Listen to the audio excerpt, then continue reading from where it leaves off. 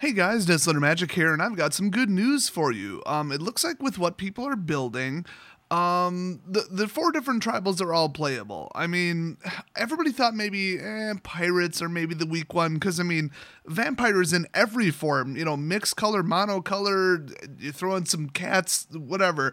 They've been doing great even before Rivals came out. So as soon as Rivals comes out, it's like, here, just have some more vampires. That was a given. Merfolk, that was a deck before. It was kind of weak, kind of annoying, but it was just annoying enough that some people played it. Didn't really see it at the big GPs, but it was represented online a little bit. And now it's like, whoa, like they got the biggest support and the biggest upgrade by far. Well, and then dinosaurs, I think just mathematically, they literally got the most support because it's 3-color anyway. I mean, maybe pirates, but pirates are tricky and everything, but Enrage is pretty darn good. So I love Treasure because you can like ramp into stuff, but I get that pirates are 3 colors, so you can ramp into more options worth of, nuts stuff that costs 7 and up, but people just don't seem to really be doing that. I have seen some really creative builds online, though, and I keep losing to pirate decks. I mean, Merfolk decks, I've been crushing them, which is kind of weird. But hey, instead of just like, oh, play this, it's the best, we actually have options, and that's fantastic, I think, for deck building opportunities, because it's already bad enough that it's like, oh, here's your list of pirates to choose from, have fun, build one of the 3 decks we clearly intended to be built. I mean, the most creative decks I've seen mix stuff from like Amonkhet, but I mean, it's really tribal heavy. I mean, for every pirate, when a pirate enters the battlefield, you only get this if you control another pirate. Like, it's almost like comical how hard they went on it. So it's kind of like Eldritch Moon, where, Blue-White Spirits was a good deck. Obviously, it got banned. And then Red-Black Madness was a fantastic deck. I legitimately don't remember what else was in that set, but I'm sure it was lovely, because I think people played it, I assume. It actually was kind of fun to play back then, because, not too many sets were legal, so you couldn't just mix up some stuff that was just bonkers. Energy wasn't out yet, neither were vehicles. Honestly, kind of speaks for itself, don't even need to add anything to that. So hey, whatever colors you like, whatever tribe you like, build that, and it'll actually be competitive, which I like that. I don't like just one utterly dominant deck. Apparently neither does Wizards, and apparently their threshold is above 20%. So I said it was good news, right? I lied. It's not great news. You know how it's like Madness, which is like a lot of burny kind of spells, some flying stuff, and just tricky combat burn away like typical red-black. It was very classic red, very classic black. But then you got like Blue-White, which is kind of low on power, but high on disruption and control, so it can stop a lot of what the other people are doing, but it can't really compete in direct combat. And then I'm sure, with the Tricksters and then the control slowdown, I think there was some kind of creature rush. Oh yeah, werewolves. That was just like all out, red, green werewolf blitz. I mean, that was just like creatures coming at you. You better have something in combat to stop them or a lot of removal. But those decks were completely different. Now you look at now, it's creatures that swing and block. And then you've got creatures that swing and block. And then after that, you got creatures that swing and block. And then the 4th tribe is creatures that swing and block. I mean, all of them have flyers, so it's not like one's distinct flying. I mean, they're all roughly the same size.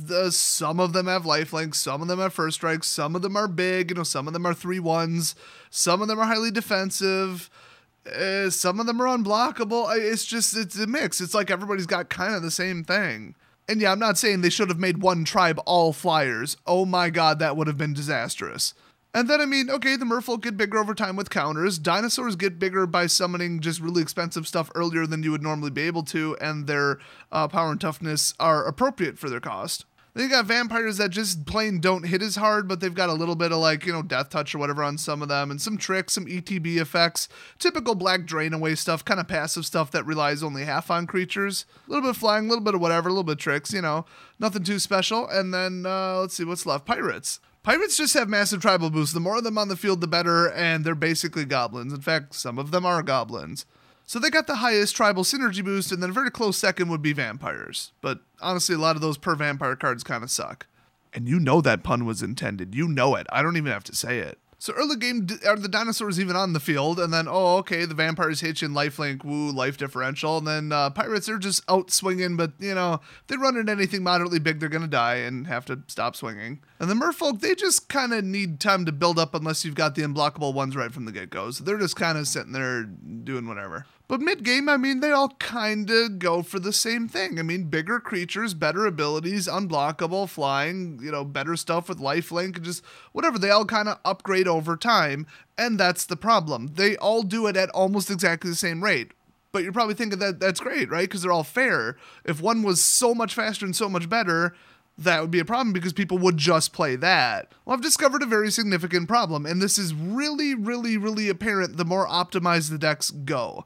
If you're going for some late game stall thing with tribal and then you get out a 6-7 cost spell and that's supposed to dominate the game or something, or just whatever, some big old tribal bomb or some, token dump, maybe like a flood board state with anointed, okay, that's different. But if you're going for like an optimized combat classic tribal, no matter which one you're going for, if you're playing against the same thing but a different tribe, whoever goes first wins, because they're both the same speed. So the one turn advantage and the fact that it's like a turn 6 deck, whoever goes first wins. I mean, you have a mana disadvantage, you have a card advantage, which who cares because you have a mana disadvantage, like a land drop disadvantage by 1, and then you have a creature and tribal boost disadvantage. So it's not just creature, it's not, oh, I just have less creatures than you, it's I have less creatures than you. Also, you dumped another one onto the field that boosted the rest of your creatures. So the creature difference based on one turn, or a half turn cycle, I should say, so one player's turn, is enormous.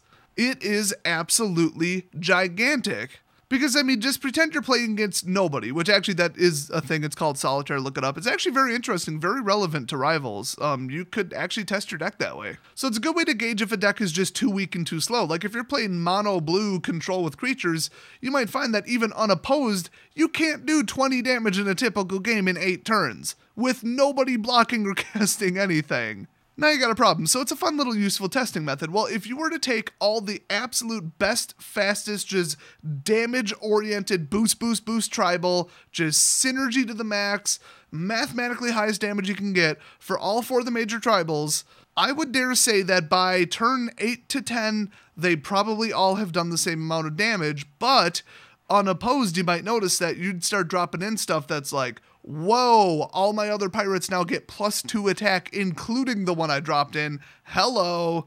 And then same turn, you go main phase combat, boom, swing, and you just added like 10 to 12 attack power to your deck. So usually, since the creatures boost the other creatures in most cases, I mean, there's exceptions. There's like that stupid little flag thing, but whatever. Typically, it's creatures building on creatures and enter the battlefield effects that are based on the number of other tribals out on the field already. Whatever you drop in your first main phase is going to be huge. It's not just, oh look, I've got another body on the field. Yay, now I've got 6 creatures and he's got 4. Cool advantage. It's like, no, I dropped this in and I added 10 total damage output. Now I'm swinging before my opponent has a chance to take their turn. So theoretically, if you have the same power as they did on turn 6 and then you took your turn 7 and then you're swinging, you're just going to demolish them. I mean, they're going to have to chump block. They're either going to take 15 damage or just something bad, and then they take their turn, make up for it, and they go to the power level that you were during your turn 7. So it's this step up where it's like, you go ahead, they catch up. You go ahead, they catch up. You go ahead, they catch up. And it's about dead even, except that you're always ahead, so it's not quite dead even. It's dead even minus 1 turn. So hopefully that makes sense. I mean, that's why I'm saying that all the tribals are approximately the same power mid to late game. So if you sat down against a typical opponent with a typical deck like this, they could be playing completely different deck, sort of a different strategy, I guess you would say.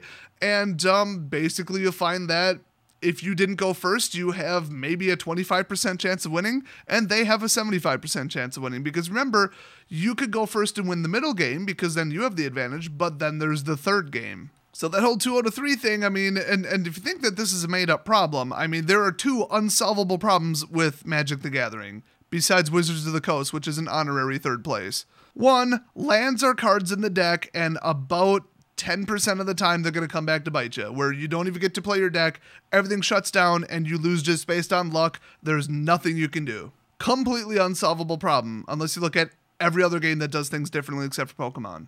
I mean, you guys know how Hearthstone and Force of Will work. They solved it. And the second problem is whoever goes first has a huge advantage. Huge. And you may be asking yourself, but Desolator, the offset is the person who goes first doesn't get to their draw step, and the person who goes second basically starts the game with 8 cards. That is supposed to make up for it, and I will say by maybe turn 8 or 9 it might, because you might have the mana to play 2 spells or in a turn, and then maybe at that point they're top decking, but that's very deck style dependent, draw count dependent, decision dependent, durability of creature dependent, combo disruption dependent. I mean, like, it goes way deeper than that. Years and years and years ago, some mathematicians did this whole projected thing of every type of deck, and they determined that the 8th card is not enough to offset the other person going first. Whoever goes first still generally has an advantage. And of course, I've said this in other videos, the longer the game goes on, the more the disadvantage disappears. And that's true, so if you can hold them off, great, but the problem is you can't because they're one step ahead of you and their creatures are more monstrous than yours. So it really just comes down to whoever goes first wins, all things being equal, except for the choice of tribals. So, oh no, the set's ruined, Magic's terrible, now you're going to be aware of this every game, and you're going to realize, oh my god, I'm a step behind, and that's why his deck looks stronger, and then all of a sudden my deck was better in the middle game, and then his deck was back to being better. Was it the draws? Was it my decisions? No, it was this. So end of the world, abandoned standard, everybody run. Well, first of all, it's worse in modern. And secondly, no, isn't the solution obvious? Do what I'm doing, don't play one of the tribes. Yes, I know I just built a dinosaur deck, shut up. 2 cards in that entire deck refer to dinosaurs as a subtype.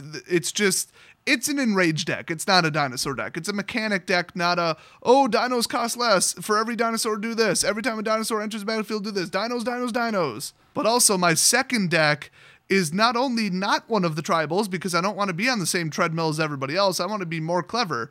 You know, that's because I'm doing things different. And if you're not playing tribal, I don't know what creatures you're going with, but they aren't going to be as good. That's just reality. So you got to go with maybe like an all planeswalker, like board wipe deck or something like that. So it's one of those, you know, oh, maybe I'll win, maybe I won't. A little bit more dynamic game instead of just, oh, they went first, yay. So if you're starting to see these patterns where everybody's playing all different tribals, or, oh, God help you if it's a mirror match, where that's just whoever goes first has a 90% chance of winning if it's a mirror match, just build something else. I mean, there's all kinds of weird interactions. I know that they really focused the whole 2 sets lately on tribals. I mean, even spells, like the force fight spells are like, has to be a dinosaur. There's other things you can do, and yes, this is massive foreshadowing. It's so subtle, it's not even foreshadowing. I'm just telling you. I'm just informing you at this point. I've got a deck that doesn't play by the tribal rules, and it's very, very, very naughty. I just won about, I'm going to say all but one, so probably 90-95% of the games that is played on X-Mage with it, people were throwing stuff at it, and not just was I winning, because people are actually testing stuff on X-Mage. They're not like just, woo, net deckathon. They're actually experimenting with decks, so obviously they're not done yet, and they're not as powerful as they will be 2 weeks from now. But still, just the level of rage in the chat and the level of early game conceding. Like, as soon as the spell goes on the stack, they're like, fine, screw it then, and they just forfeit. The levels of that I'm seeing are off the charts. So watch for a deck once I get it down, because it's so particular and it's very, very, very mathematical and timing heavy, which means you add one of a card and remove one of a card and you change the odds of winning by 10%. So I want to get this deck perfect, and I mean like perfect, before I post it, because actually I've changed that dinosaur deck like 4 times since I posted it. In fact, look back in the description, it's actually different now. Well, first of all, the deck list is actually in the description now, and secondly, it's different and it works better, but still, it's a little get to 3 mana or lose. Yeah, I build a lot of decks like that. But this one, this is horrific. This is so not friendly and not fair. I would only whip this new deck out if everybody at your LGS is an asshole. People, this is your last option. This is the ace that you pull out of your sleeve. And honestly, I wouldn't pull cards of any kind out of your sleeve. People would be like, oh, he's a cheater. Like, who just walks around with cards up their sleeve? But if you have to, you could pull this out of your sleeve and just destroy everyone and everything. Tribals do not stand a chance, and the funny thing is almost anything else will beat the living crap out of this deck. So it is technically an assassin deck. I built it specifically to kill the merfolk. Ooh, there's the surprised response from all my viewers that I built an assassin deck for merfolk. Didn't see that one coming. But I say if you have a creative idea and you're like, hey, there's a couple cards in here that I think would work with something from, way back here. Maybe there's a new take on vehicles like, oh God, dinosaurs driving vehicles. That's like the joke around the internet right now. Or you just want to do some weird loopy thing or some kind of graveyard recur. I mean, the card support is out there. It's going to be a little wonky, but once in a while you'll find that deck where you're just like, holy crap, this works. So I would say instead of feeling like you're boxed into, okay, which tribal do I play? And then probably overpaying for the deck because, probably 3 out of the 4 are going to be heavily played. And then the cards are going to start hitting like $8 for the best of the best. I would say just start designing some weird stuff. Just go off the beaten path and do that. Or just watch for my next deck because it is the most dickish deck I've ever built ever. This deck makes Mr. Nibbles look polite, and that deck was a slap in the face simultaneously while getting kicked in the nuts. So watch for that in the near future, and just stay away from tribals unless you're absolutely in love with one of them. I'll see you guys next video.